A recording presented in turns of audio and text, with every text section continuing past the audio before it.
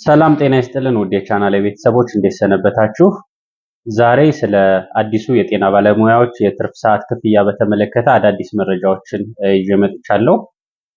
እስከ መረጃው ፍጻሜ ድረስ አብራችሁ ይቆዩ። የመጀመሪያው መረጃ የሚሆነው የትርፍ ሰዓት ክፍያ በስንት ብዜት በስንት እናባዛዋለን የሚል ነው። ሁለተኛው ደግሞ በቀን ስንት ሰዓት ይደርሰናል ወይም ደግሞ አቬሬጅ ስንት ሰዓት ይደርሰናል የሚል ነው። ከዛ ሰዓት ክፍያ መቼ ይጀምራል? በተለይ እንደ አዲስ አበባ እንደ ፌዴራል እና በክልል ሆስፒታሎች እና ጤና ተቋማት ላይ መቼ ይጀምራል የሚል ነው። የመጨረሻው የደሞዝ ምሳሌ የምናይ ይሆናል ማለት ነው።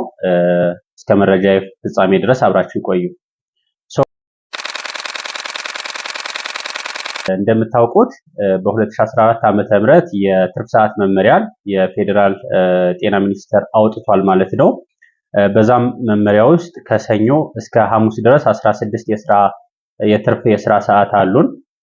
አርብ 17 እንዲሁም ደግሞ ቅዳሜና እሁድ ለቀን 9 ሰዓት ለአዳር ደግሞ 15 ሰዓት ይሆናል ማለት ነው።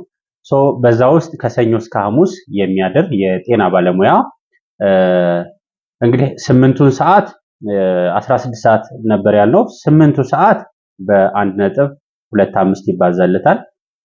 እንዲሁም ደግሞ 8ቱ ሰዓት በ1.5 ይባዛለታል ማለት ነው። ያም ማለት ከሰኞ እስከ አርብ የሚያድር በአዘቦት ወይም ደግሞ በዓል ቀን ባልሆነ ከሰኞ እስከ ሐሙስ ድረስ የሚያድር በ1.375 በአቬሬጅ ይባዛለታል ማለት ነው። ደግሞ የትርፍ ሰዓት መመሪያው ላይ እንደሚለው የዲዩቲው ወይም ደግሞ ያገኘው የዲዩቲ ሰዓት በ1.375 ይባዛለታል ማለት ነው። ያም ማለት አጠቃላይ 22 ሰዓት ይደርሰዋል ማለት ነው። አርብ ሲሆን ደግሞ እንደምታውቁት በሙስሊሞች ጁማ ስለሆነ 17 ሰዓት ስለሆነ በአጠቃላይ 23.375 ሰዓት ይደርሰዋል ማለት ነው። ቅዳሜና እሁድ ግን እንደምታውቁት በሁለት እጥፍ ማባዛት ስለሆነ ያደረሰው ለምሳሌ 30 ሰዓት ይደርሰዋል፣ የዋለ ሰው ደግሞ 18 ሰዓት ይደርሰዋል ማለት ነው። በበዓል ቀን ደግሞ በሚሆንበት ቀን ላይ ሲሆን በ2.5 ስለሚባዛ 9 ሰዓት 22.5 እንዲሁም ደግሞ አዳር ሲሆን 37.5 ሰዓት ይደርሰዋል ማለት ነው።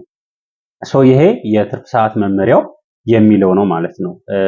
በአዲሱ እንዳጠቃላይ በሰዓት ስንተነትነው ይሄን የሚመስል ግልጽ የሆነ ሰዓት ወይም ደግሞ የትርፍ ሰዓት ይሰጠናል ማለት ነው። አንድ የጤና ባለሙያ ሲያድር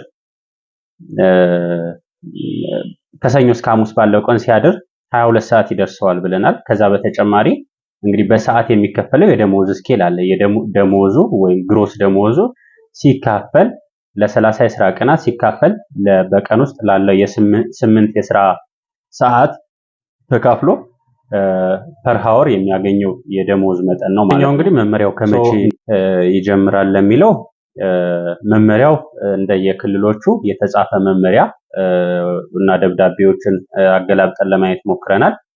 እንደ አዲስ አበባ እንግዲህ ከሐምሌ 1 ጀምሮ ክፍያ ተጀምሯል። እንግዲህ በተቋማት ላይ እንዳረጋገጥኩት መረጃዎችንም እንዳገኘሁት ከሐምሌ 1 ጀምሮ ክፍያ ተጀምሯል ኦልሬዲ ማለት ነው። ሁለተኛ ደግሞ እንደ ፌዴራል ሆስፒታሎች ከመስከረም 1 ጀምሮ እንዲከፈል ታዟል ማለት ነው።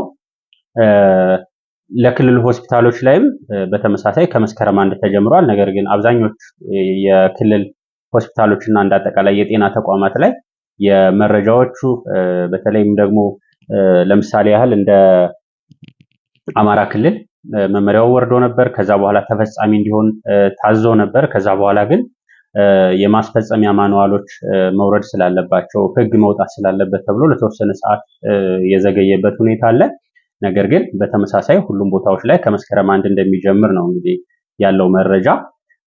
ከዚሁ ጋር ተያይዞ እንግዲህ አዲሱ የደሞዝ ማሻሻያ እንዳጠቃላይ ለመንግስት ሰራተኞች የወጣው የመንግስት ሰራተኞች የደሞዝ ማሻሻያ እንደሚታወቀው ከመስከረም 1 ጀምሮ ተግባራዊ ይሆናል ተብሏል። ነገር ግን አፕላይ የሚደረገው ወይም ክፍያው የሚጀምረው ከጥቅምት ጀምሮ ነው የሚል ማብራሪያ ወጥቷል እንደምታውቁት። እዛ ማብራሪያ ላይ ምን ይላል? እንደምታውቁት የትርፍ ሰዓት ክፍያ ባክ ፔመንት ስለሌለው የመስከረምን ሞር ላይክሊ በነባሩ ወይም ደግሞ በበፊቱ የደሞዝ ስኬል የመሰራት እድል ይኖረዋል ማለት ነው። የአንድ የመንግስት ሰራተኛን ደሞዝ ወይም ደግሞ የአንድ የጤና ባለሙያን ደሞዝ ተጠቅመን የዲዩቲ ሳምፕል ለመስራት እንሞክራለን።